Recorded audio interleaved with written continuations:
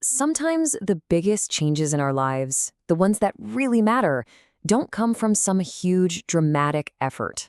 Nope, they come from the smallest, most unexpected places. For author James Clear, that whole journey started with a catastrophic injury, one that almost cost him his life. It was a moment that would completely redefine everything he thought he knew about success and self-improvement. Just try to picture this for a second. You're in a nurse's office, your head is absolutely pounding, and you can't remember the current year. You don't know who the president is, and for a terrifying 10 seconds, you can't even remember your own mother's name. That was James Clear's reality after a stray baseball bat hit him square between the eyes. And look, this wasn't just a concussion. We're talking about a severe brain injury that led to seizures, a medically induced coma, and a recovery that was just long and painful. This was his rock bottom. But as it turns out, it was also the beginning of everything. His recovery was incredibly slow, really frustrating. And when he finally got back to his beloved sport, baseball, he got hit with another crushing blow. He was cut from the team. It was right then, as a college freshman, that he realized he had to change his approach. Instead of focusing on these massive, impossible goals, he decided to focus on the one thing he could actually control: tiny 1% improvements. That moment of humiliation, I think a lot of us can relate to that feeling, right? Of just hitting a wall. But for Clear, it became this critical turning point. It forced him to find a different path forward, one that wasn't built on raw talent or luck, but on simple consistency. So what did he do? Well, he embraced this whole new philosophy, the power of tiny gains. And this, right here, is the core idea of Atomic Habits. See, small improvements might feel totally insignificant on their own, but they compound over time into truly remarkable results. And his first habits, they were almost laughably simple. I mean, they weren't about becoming a star athlete overnight. Not at all. They were about regaining a sense of control, going to bed early, keeping his dorm room tidy. These small acts built his confidence and proved to himself that he could show up day after day. Now, this idea of tiny gains isn't just for individuals. It can completely transform entire organizations. Just take the British cycling team. For 100 years, they were mediocre, at best. Then they hired a new performance director who believed in something he called the aggregation of marginal gains. So instead of just focusing on the bikes or the training, they improved everything else by just 1%. They found the best massage gels, they hired a surgeon to teach riders the right way to wash their hands to avoid getting sick, they even tested pillows to find the best one for optimal sleep.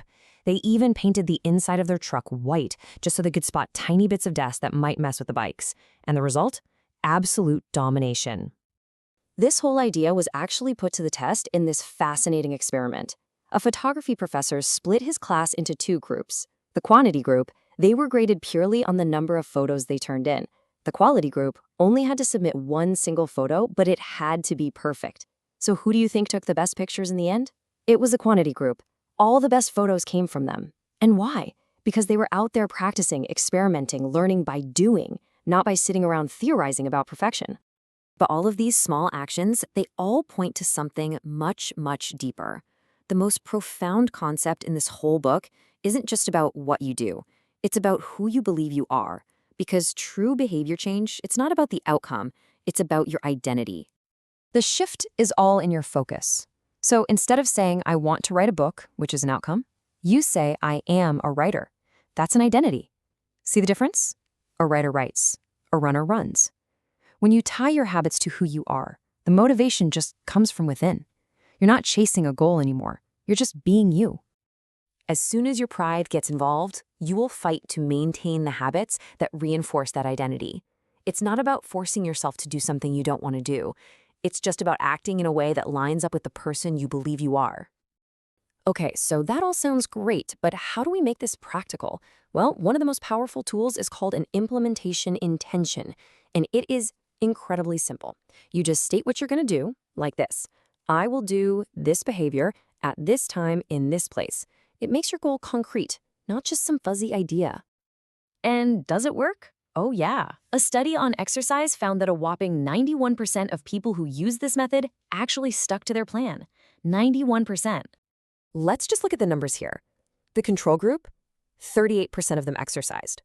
A second group got a big motivational speech about the benefits of exercise, and only 35% of them did it.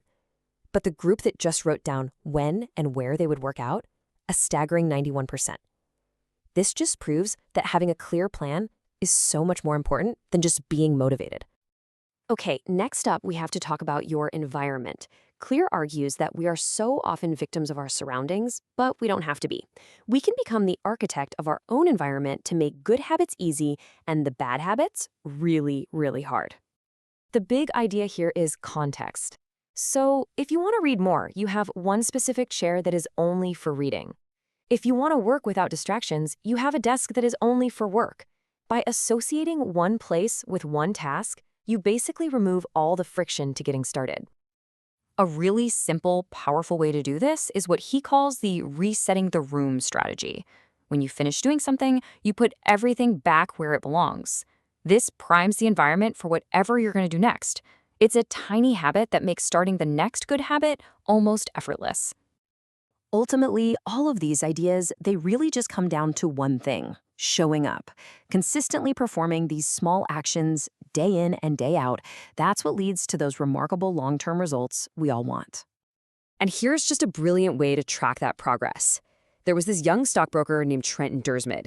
He started each day with 2 jars. One was full of 120 paper clips, the other was empty. And every single time he made a sales call, he just moved one clip over. His only goal was to move all 120 clips by the end of the day. It gave him this clear, visual proof of his work, and it made him incredibly successful. But what happens when you slip up? Because we all do. Clear has 2 simple rules. First, do your best not to break the chain of your habit streak. But if you do, and this is the crucial part, never miss twice. 1 missed day, that's an accident. 2 missed days, that's the start of a new bad habit. And this really brings us to the ultimate takeaway here. This whole process, it's not about reaching some finish line. Success isn't a goal you achieve and then you're done. No, it's a system of endless refinement. It's about finding that 1% improvement every single day. So that leaves us with this one final, powerful question to think about. It doesn't have to be monumental. It doesn't have to be earth-shattering. It just has to be consistent. What is one tiny thing you could do today and every day that could compound into a remarkable result a year from now? What's your 1%?